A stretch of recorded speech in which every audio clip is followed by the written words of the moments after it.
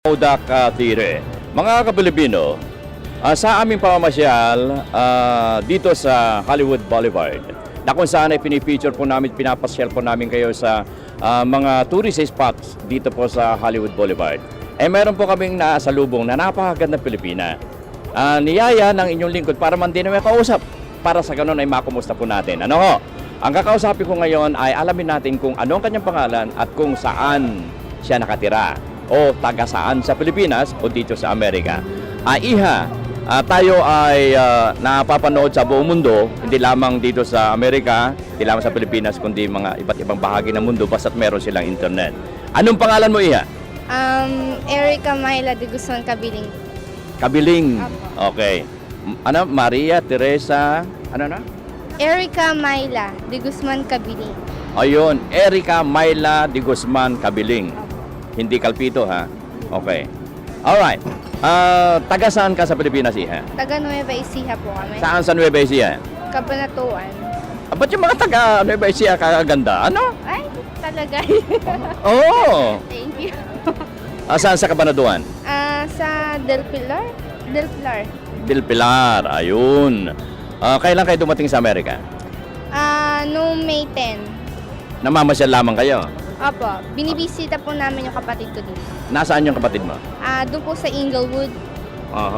So, hanggang kailan ka maninirahan din eh? We're going to leave po sa Saturday. Sa Saturday na, pwede magpadala. Si Kalpito talaga, mapagsamantala. Baka magkaroon ka ng maraming tagahanga rito sa ating himpilan ng telebisyon. Ikaw baga ay kuwan. Ibig ko sabihin ay may kaihem na. Ako po? Meron, May anak na? ako, wala pa po. Sabi mo. Sorry. Hindi kasi, ang alam ko po kasi baka boyfriend, gano'n. Yun, yung kaihem. Boyfriend, may Wala boyfriend na. naman. Wala pang boyfriend. Okay, hindi bale. Ikat mo na lang doon sa tanong kung may asawa, ha? Okay. So, available na available. Sa mga sa mga US citizen, available ire. Ilang taon ka na, Iha? 16 po. 16 pa lang. Aba, tatlong paligo lang pa lang panganay ko sa iyo eh. Ako. Nag-aaral ka? Opo. Saan ka nag-aaral?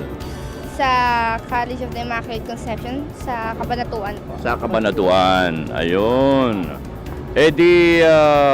Pag alis nyo sa Sabado, simula na bang klase ron? Opo. Kailan pa nagsimula? June. Nung Monday.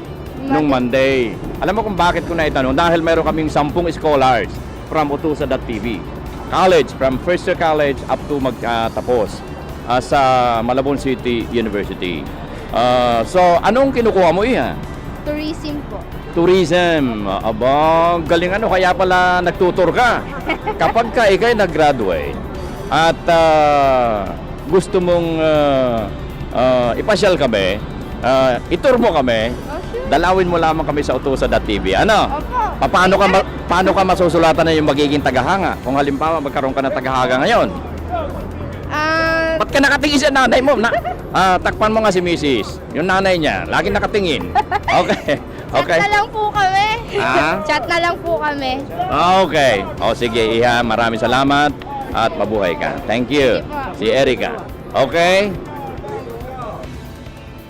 Mga Kapilipino, ito ay bahagi ng ating pamamasyal sapagkat alam ko na marami ang gustong makalam kung saan matatagpuan ang Wild Card Gym na kung saan ay nag-iinsayo o nagpa-practice ang ating pinagmamalaking kampyon na Pilipino sa buong mundo na wala iba kundi si Manny Pacquiao.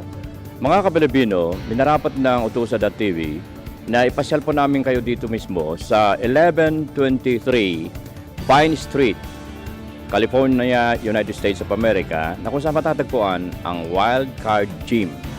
Mga Kapilipino, ito po ang lugar.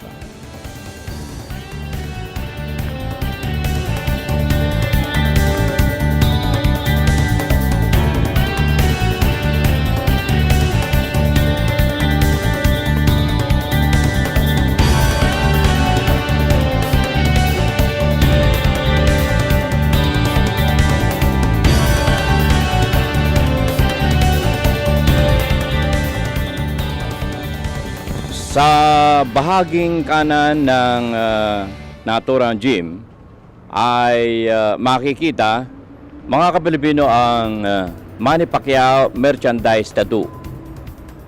Subukan nating pumasok sa loob ng tattoo na ito na kung saan ka magpapatato. Papatato ka ba, BTG?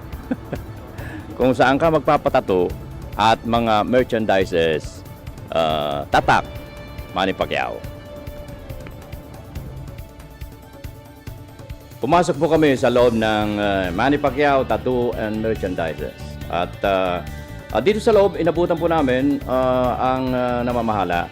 Kakausapin po namin. Ano ho? Nandito tayo sa loob mismo ng Manny Pacquiao Tattoo and Merchandise.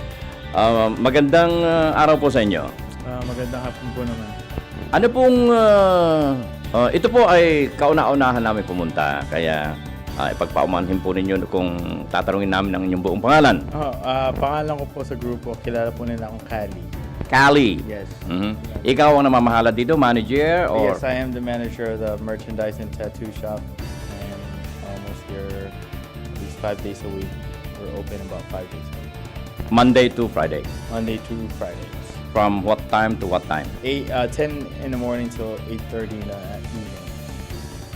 Saan banda yung tatuan dito? Diyan sa loob? Actually, this is just a merchandise part. Tattoo shop. It's not that big.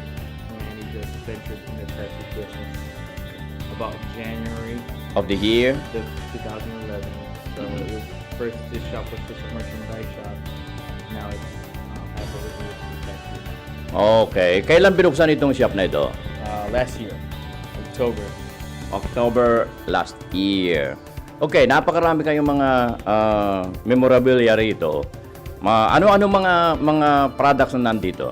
We had the shirts, the caps, signed gloves, signed shoes, the posters. He even have his sanitizers, the bubble heads, and the cologne. The cologne that he recently just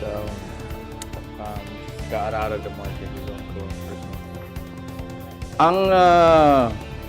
Ang imprenta nito dito na sa Amerika o galing sa Pilipinas? Everything's made here.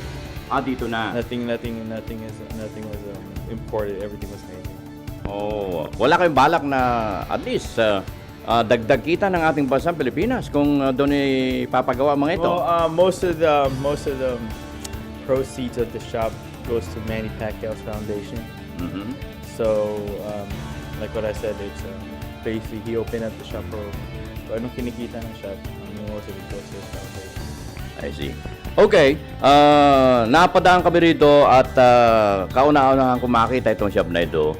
Bagamat 2004, 2002, narin ako nag-cover sa kanila dito sa Wildcard Gym noong unang itayo ang Operation Tulong USA television. At any rate, maraming salamat po at mabuhay po kayo. Thank you. Mga Kapilipino sa loob mismo ng Manny Pacquiao Tattoo and Merchandise.